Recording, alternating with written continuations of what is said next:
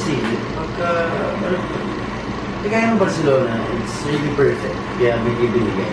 Pero kung alam mo yung, sa akin eh, hindi pwedeng gano'n ka lang gano'n. Yung mungin kasi dapat special siya diba? Pati kung totoong buhay, kung born perfect ka lang, dapat gawin mo siyang special, hindi yung gawin mo lang dahil correct mo.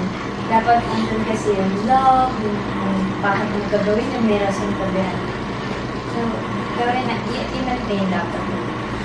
Siguro nung shoot pa lang namin, naramdaman kami yung transition na yun. Ang dami kasi sa akin kinurek ni Ina, ang daming tinanggal na mga mannerisms ko. Pati yung sa story pa lang, na-explain na sinabi namin na yung mga tinatakan na problema yung dati, ganun lang, ngayon ang lalalim, tapos ang dami nangyayari.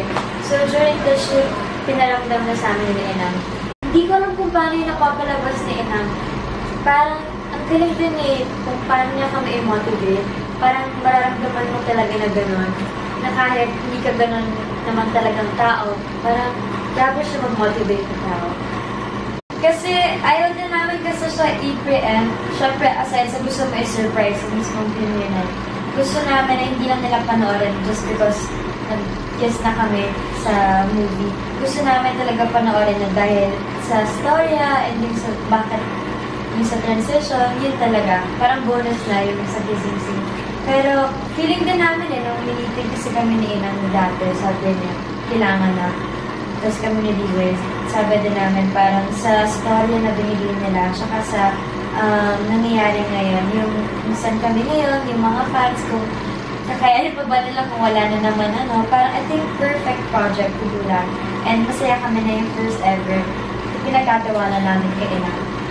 Puro time na yun, parang, siyempre pag kinabahan din ako ang mangyayari sa amin ni Catherine, kabado na nga siya, kabado din ako. So, tiwala na lang. And I think, ito na yung tamang moment para sa movie na ito. Tsaka, ando naman sila Inang. So, talagang sinikirat nila naman, hindi na naman yung daming tao dumadaan. Talagang binakbako niya lahat. So, yung tao sa loob, super Oo, parang yung mga kailangan lang, isang cameraman, dalawang cameraman. Konti na talaga, kung yung mga hawak lang ng mga kailangan, hindi na yung mga tao na yan. So mas naging komportable. I think naging ready na rin ako para sa mga kanito. Parang gusto na namin, gusto ko na rin ibigay sa kanila yun. Sa tagal nila mong ginawa. Tagal na namin. Limang taon na silang hopya eh. Bigay mo na, diba? Slow mo kasi yung eksena. So, kaya mukhang matagal. Yung mga tao tagal naman. Slow mo kasi. So, try yung normal speed. Mabilis lang talaga siya. Pero syempre, for dramatic causes, kailangan mo talaga ng pabagaan. And, hindi naman yung basta halik mo, alam mo yan, syempre may feelings doon sa lahat. Niya talaga ako. Kasi ang daming, walang masyadong tao pero nandun sila sa monitor. Pero, tinulungan kasi ako ni DJ din. So, andyan din si Inang. So, bago nangyari yung mga ibang scenes, niready kami. Para pag one take yun eh, para doon di na ulitin. Kung ano talaga yung natural na reaction. So, one yung reaction, ganun lang talaga.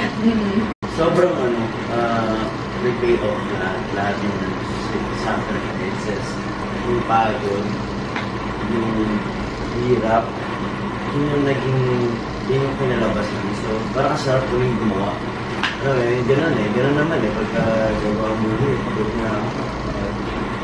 Pero pagkatapos ng produkto mo, pagkalabas yung produkto mo, nakita mo yung reaction pa, yun, makabalik na naman yung gano'n, gumawa na naman sa produkto. So, sarap ng pakiramdam.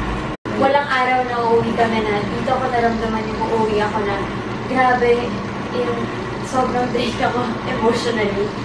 Kasi sa mga, di ba, paano yung mga characters, kahit kasi masaya, dapat kita mo na meron din siya magod sa ayos. Basta ang hirap templahin talaga ng characters. So, wala akong masabi na yung etong scene na Emilia, yung paggawa ng buong pelikula. Pati si Enang, grabe, binigay niya lahat eh. Yung dito siya, ilang beses siya nagkasakit, as in yung confrontation scenes namin. Yung isang confrontation scene namin sa kakagawa na sobrang na-stress siya, na nagkasakit siya, yung ganon, kasi binubuhos lahat ng emosyon. So, yun po ang paggawa. Naisip ko it would help you move on. Move on from what? From everything that's keeping you from moving on. Stop acting like you know my pain! Stop acting like you own it! Hindi ikaw si Celine! And you will never be Celine! Akala ko lang ang sweet. Move on. Move on! What? From everything that's keeping you from moving on. Stop acting like you own my pain. Stop acting like you own it. Hindi ikaw si Celine. And you will never be Celine. Barcelona.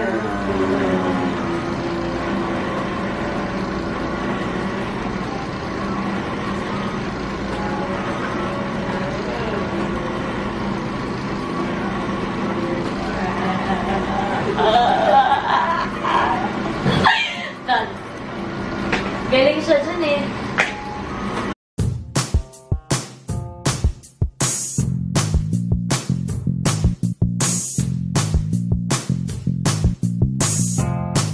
Happy trip you guys! Thank you! Wow! Sweet naman. Mas malaki kayo sa... Okay, yung wish namin, sana umabot pa kami mga 10 years para pag-iwalay na kami, 30 na kami na mag-retire na kami. Yeah! Yun na lang wish Saya. nyo.